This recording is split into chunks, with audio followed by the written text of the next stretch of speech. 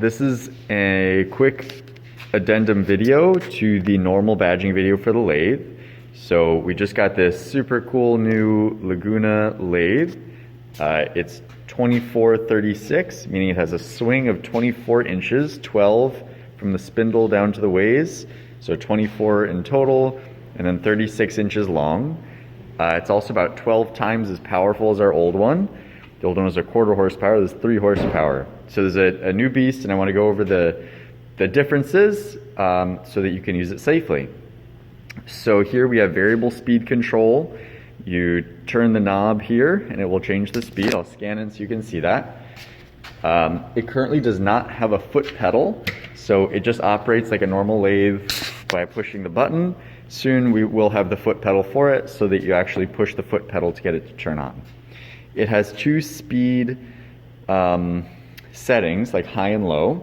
So you can see in here that we have 2 pulley options. It's much easier to change than the old lathe. And then within those, so within the left belt range, you can go from 135 to 3,500 RPM, and in the low speed from 50 to 1,300. So depending on what you're doing, if you're doing something really big, you obviously want the low speed. If you're doing high speed, something small, sanding, you can go the higher speed. So we'll look at how to change those. So to change the speeds on here, you just loosen this handle, and this lets this motor slide up and down. So we're gonna lift this up and then move the belt over onto this small pulley and onto this big pulley. And you just want the grooves to line up with each other, and then you can drop it down and just give it a nice spin to make sure it's sitting. And then on over here, you just clamp this handle back down so it's nice and snug. All right, and then we can flip this back up and we're good to go. So right now we're in the slow range, so 50 to 1,300. So up here, we'll turn this down so it starts slowly, and we're in F for forward right now. We can change the direction. The E-stop is off. These you pull, so you pull it. And actually before I do that, I just want to look here. So there's this switch. This controls which set of controls are operating the machine. So there's head and remote. Right now it's selected head, which is this one. Remote is back here at the tail end. So if you're turning a big bowl, you wouldn't have access to the head while you're turning, so you'd want to use this. The E-stops work at the same time. The other controls don't. So both E-stops are pulled out. If it was pushed in, like that, then you need to pull it back out to get it to work. So you push the on button, and then you can turn this up. And you can see by turning this, we have really nice speed control. And then off. And then just to prove it to you, we can turn this on and then push the E-stop over here and it turns off, but these have no effect. So we'll pull that off. And then just in case this wasn't clear, if you wanted to go reverse, you just turn this and now it goes in reverse, which is pretty cool.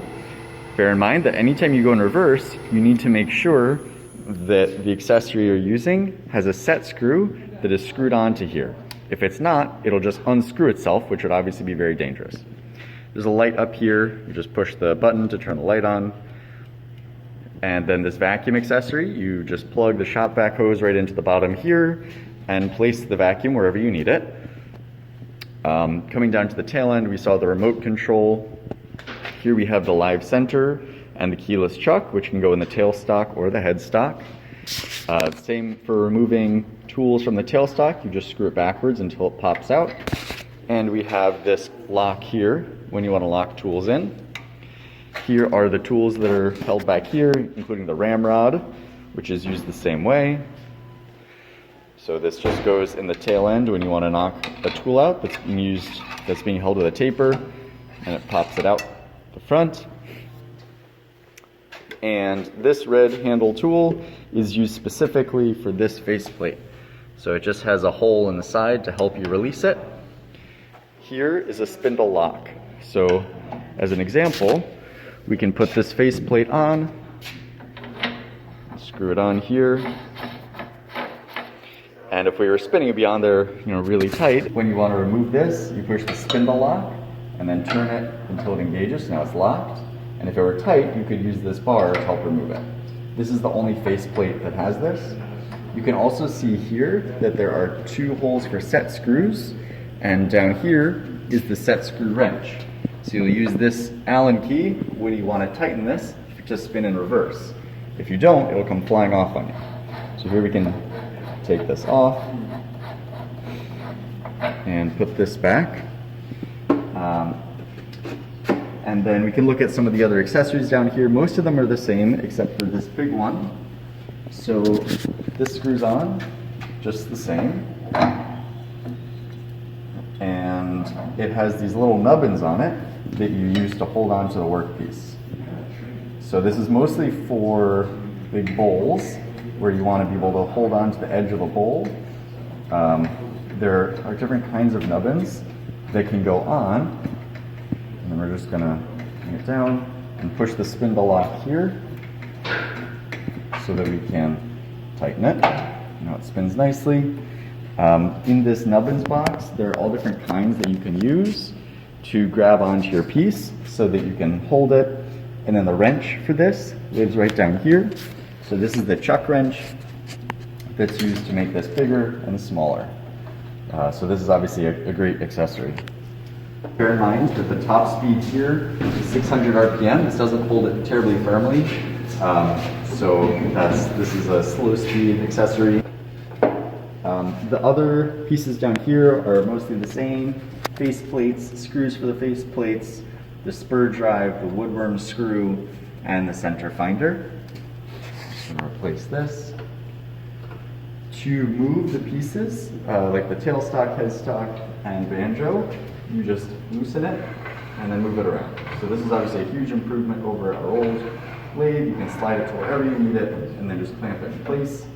And then like that to adjust the height. For the tailstock, same idea. There's a handle back here to keep you loosen. And now this can slide nicely. Make sure to clean the ways when you're done. There's a PTFE or Teflon spray in the yellow fire cabinet that can be applied to here to help make sure it stays nice and smooth. Now we're going to look at the back of the machine for a second. So something this lathe can do is indexing. So if you wanted to do something, say every quarter of a turn, then you can look at these numbers. And so there's 3 different settings. The white, black, and red, depending on which intervals you want to do.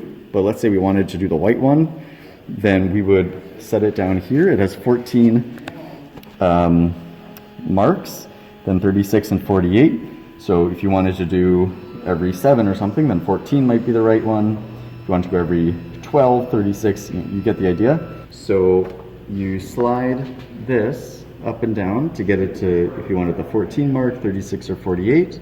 And then, so right now we're in the number 14 hole because we're on number 14. I'm showing 14 there. So this pin is now pushed in and screwed in. So we can unscrew here to show you. And then it slides nicely into that hole. And then if you want to go to the next iteration, we'll tighten that down so it doesn't move. We don't need to change which set of holes are in. We'll pop this out and then go to number 3 or whatever it is depending on the pattern you're doing and put it back in the next hole. And so then we're following that pattern. So that's how you can index here. Most of the time you just leave this out so that indexing pin isn't interfering. In the past, on the old lathe, the indexing system was the same as the brake, but now they're separate. So now the brake is here, which is obviously great. The last thing is with this lathe, you can do outboard turning, which means taking the whole headstock and turning it out so that it is no longer constrained by the bed.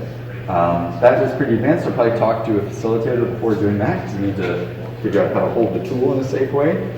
But just that is a capability. Make sure to use the tool safely, clean up when you're done, and have a lot of fun. Thanks for watching.